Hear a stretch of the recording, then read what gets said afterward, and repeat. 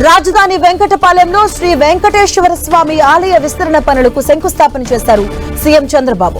ఈ కార్యక్రమంలో దేవాదాయ శాఖ మంత్రి ఆనం రామనారాయణ రెడ్డి, మంత్రి నారాయణ, కేంద్ర మంత్రి Pemmasani Chandrasekhar, TTD chairman BR Naidu, MLA Tenali Sravan Kumar తో పాటు పలువురు ఎమ్మెల్యేలు, టీటీడీ బోర్డు మెంబర్లు, భక్తులు పెద్ద సంఖ్యలో పాల్గొన్నారు.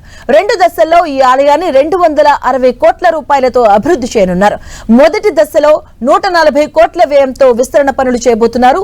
92 కోట్లతో ఆలయ చుట్టూ ప్రాకారం, 48 కోట్లతో 7 అంతస్తుల మహారాజగోపురం, ఆర్జిత సేవా మండపం, అద్దాల మండపం, వాహన మండపం, రథ మండపం, ఆంజనేయ స్వామి ఆలయం, పుష్కరిణి, కట్ స్టోన్ ఫ్లోరింగ్ నిర్మాణం చేపట్టనున్నారు. ఇక 120 కోట్ల రూపాయలతో 2వ దశ పనులు చేపట్టనుంది టీటీడీ.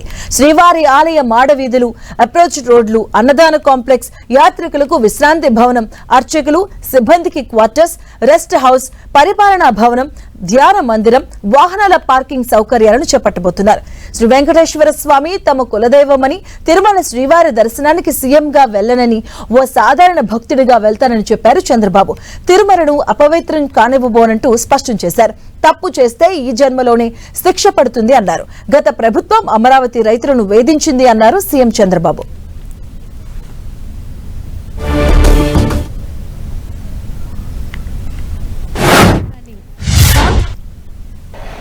23 క్లేమోర్ మైన్స్ నా మీద బ్లాస్ట్ చేసి సాక్షాత్ వెంకటేశ్వర స్వామి నాకు ప్రాణభిక్ష పెట్టాడు తప్ప ఇంకోటి కాదని చెప్పి విజ్ఞప్తి చేస్తున్నా. అది వెంకటేశ్వర స్వామి మహిమ. నేను చిన్నప్పుడు కూడా మా కుటుంబం కానీ చిన్నప్పటి నుంచి మా ఇంటి దైవం వెంకటేశ్వర స్వామి. మా ఇంటి నుంచి చూస్తే మంగాపురం నుంచి ఆ సైడ్ చూస్తే వెంకటేశ్వర స్వామి నామాలు కనపడొస్తాయి. ఆయన్ని చూస్తూ బతికాం.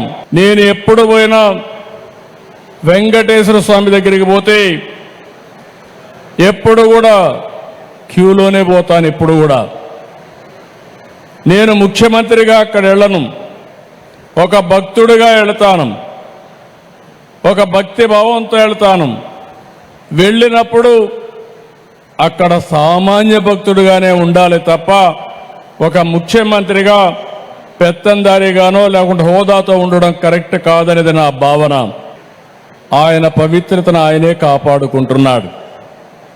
ఈరోజు మీరు ఒక్కసారి ఇక్కడ చూస్తే పోయిన ప్రభుత్వం విధ్వంసం తప్ప ఏమి మంచి చేసిన సందర్భాలు లేవు.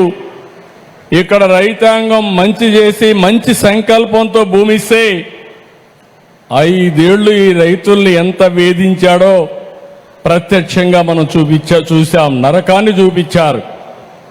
కానీ ఎప్పుడూ దేవుడు ఉంటాడు. నేను వెంకటేశ్వర స్వామిని చూశాను. కొంతమంది తప్పులు చేస్తారు. తప్పులు చేస్తే చాలాసార్లు చెప్పేవాళ్ళు.